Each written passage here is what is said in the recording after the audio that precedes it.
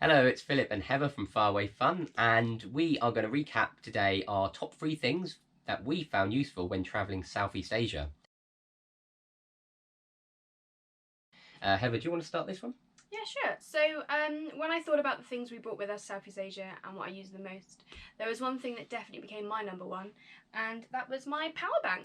I wasn't the only one to bring one. I think everybody had one. I brought a power bank as well. It's good to have your own power bank because you travel a lot on, well, we travel a lot on sleeper buses and on trains, boats, a lot of transport where you wouldn't have a plug socket. So always having one for yourself is a great thing to have. The other reason for a power bank is we were in many hostels where there wasn't always a power source near the bed, or possibly there'd only be like 2 plug sockets and they wouldn't both be working.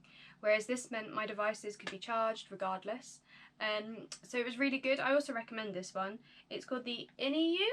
I think that's how you pronounce it. I had a cute little paw print so I could see how much charge was left, and it came with a handy torch. I didn't actually use the torch device that often, to be fair, but I did use it maybe twice to see where I was going. Also, it came with 2 USB sockets, which meant that Phil and myself could charge our devices on one power bank. Yeah. Very convenient. Phil? So for me, I have put as my number one these plastic or rubber shoes, and if you watch my first video where we decided what we were packing for Southeast Asia, I didn't really like these. Still probably don't, but they are super useful. Well, whenever we went to like the beach, me and Phil both have quite delicate feet. We're not used to walking on pebbles and things. We're not beach people.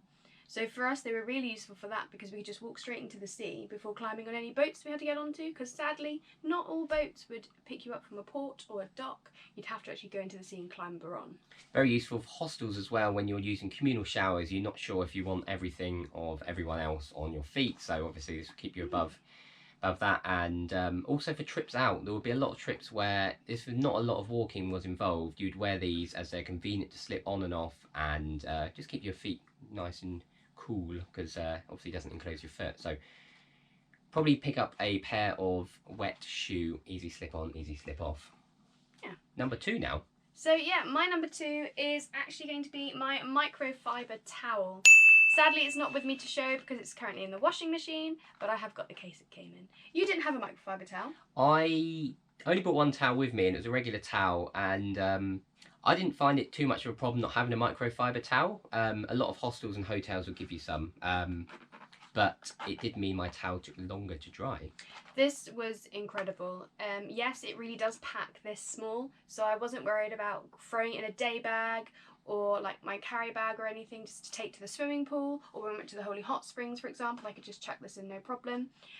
But also, it really did dry just super quick. I know there'll be sometimes your towel and my swimming stuff will be outside drying and just nowhere near dry. Whereas this, it was dry within 5 minutes. So I know you said you didn't need one, and I guess you really don't if Phil said he was fine with his towel.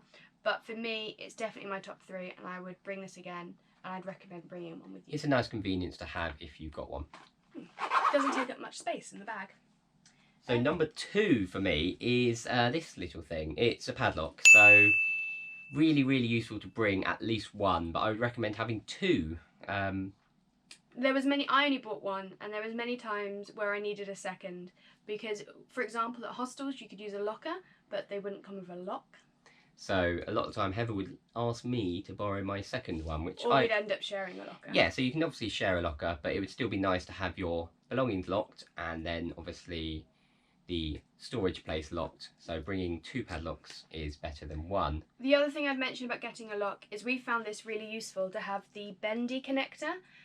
We actually had a friend who only had a simple metal lock, and there were some locks where you just could not fit it around, whereas having a bendy one just meant we could fit it in every single hole. Yeah, so that was really useful as well. So I'll move on to my 3rd then, I guess. Yeah, your final one of what you'd like to bring. My final one feels a bit like a cop-out because I think I raved about it when I said I was packing, and also it's not really something I brought, it's more something I used to bring everything with me, and it's actually my bag. I found this Osprey Fairview to be amazing at what it needed to do.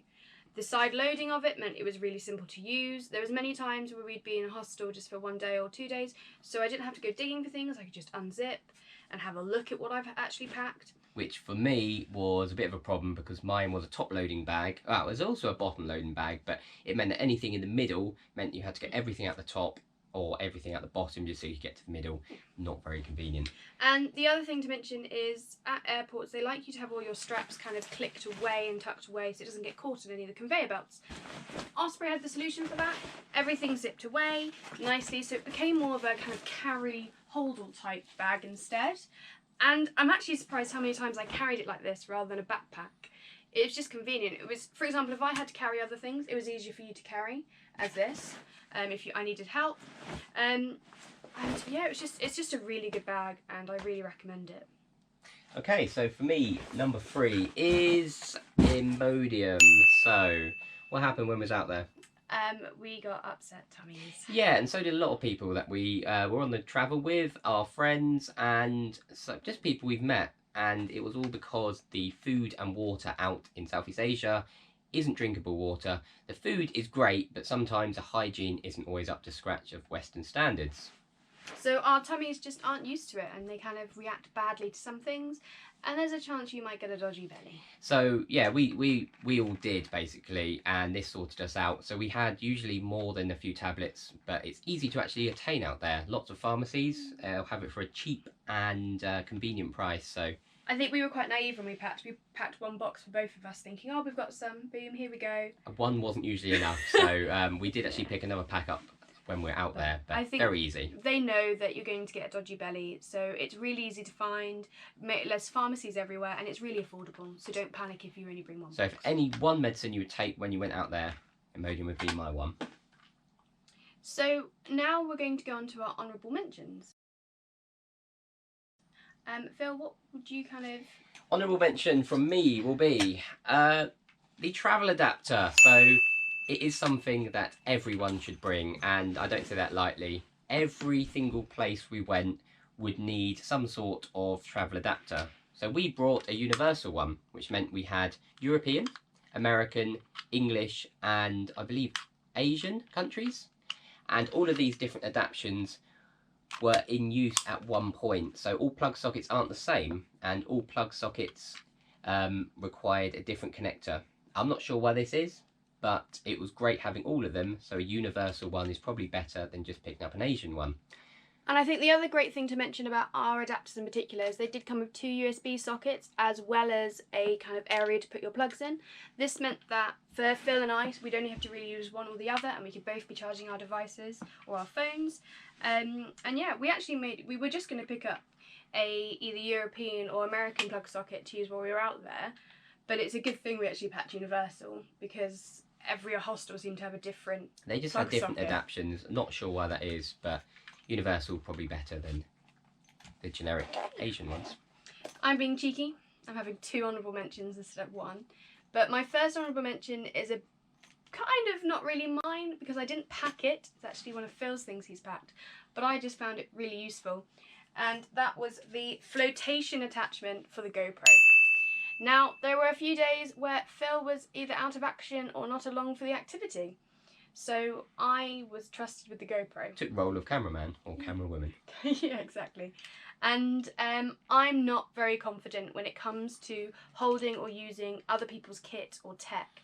I'm clumsy, and it really worries me of having accidentally dropping or breaking something. This attachment in particular, though, kind of didn't remove that worry, but definitely made me feel more comfortable.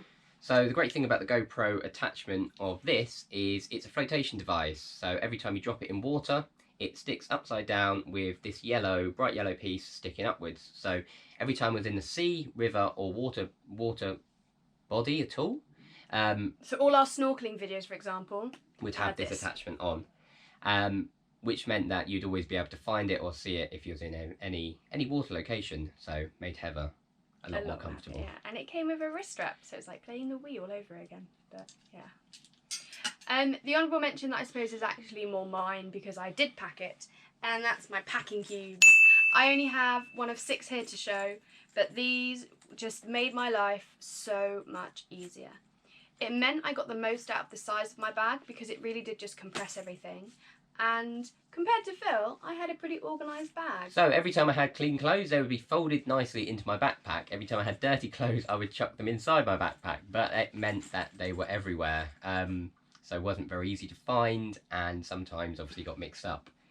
And as mentioned before, there was many times we were in a hotel or hostel just for one night or two, and for Phil, it was he normally had to unpack. I would unpack everything, take it all out, put it into sections, either onto my bed or some locations, and then have to pack it back in very quickly afterwards. I could literally unzip my bag, pull out the packing cube I needed, because I had like an underwear packing cube, a t-shirt packing cube, a swimming costume packing cube, etc. Pull out the packing cube, get what I need, put it back in, done. So yeah, definitely an honourable mention. Bring them with you. Okay, so last we're going to talk about our one thing we didn't like or wouldn't bring again. Would leave behind. For me, it is my backpack. So there's nothing wrong with this backpack. If you've picked it up or you have it waiting to go travelling, don't worry, you'll be fine with its durability. But maybe be very careful about how many zips and pockets that the backpack contains. So I've got 2 on the side and 1 on the bottom. And why was this a problem, Heather? So as you saw earlier or heard earlier while we were talking about the locks, we only packed a few. And for Phil, he never really felt like he could secure his bag. He would have to have something like maybe 5 locks to really keep it all closed, I'd say. Yeah, secure, because it means that the side pockets are all zips, the bottom pockets are all zips, and it means you can't actually secure every single pocket, which means my bag has lots of entry points to keep safe. I was lucky and nothing got stolen, but if you are more cautious about it, and I'd foreplanned a bit better, you might want to put a wrapping over it or a case over it, maybe a waterproof one, and then you'd be able to lock that one case, that one wrapping, and have the whole bag secure. Because it's still a good bag, and we most probably will take it along with us again next time, just we'll be more security minded. Yeah. So the one thing I'm leaving behind is something that I said I'd bring for an element of luxury. I actually only used possibly once, and I think I used it as a pillow instead. One of the main reasons I'd say leave it behind is even at some questionable hostels, I didn't even get it out. It was easier for me to pull out a towel and rest my head on that if I really needed to.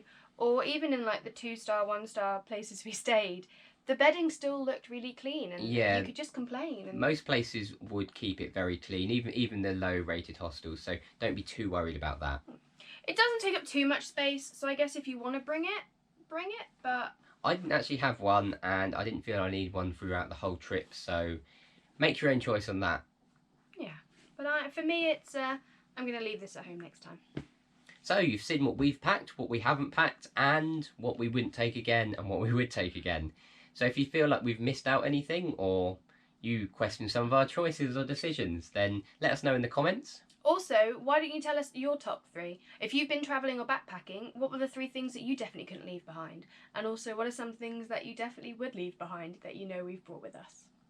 But yeah, so thanks for watching. Thanks for watching. And we'll see you in the next video.